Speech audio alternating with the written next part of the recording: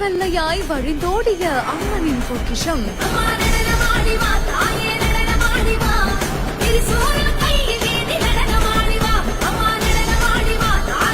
எங்க ஆத்தா எங்களுக்காக இறங்கி வந்துட்டா என்று ஒற்றை வேப்ப மரத்தையே ஊரே சேர்ந்து வணங்கிய அதிசய காட்சிகள்.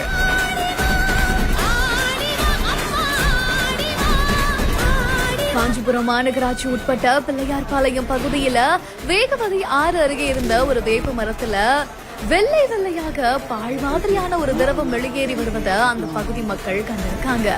உடனடியா எங்க ஆத்தா எங்களுக்காக இறங்கி வந்துட்டா என்று வேப்ப மரத்துக்கு மஞ்சள் நிற புடவை அணிவித்து மஞ்சள் குங்குமம் வைத்து விளக்கேற்றி பூஜை செஞ்சிருக்காங்க.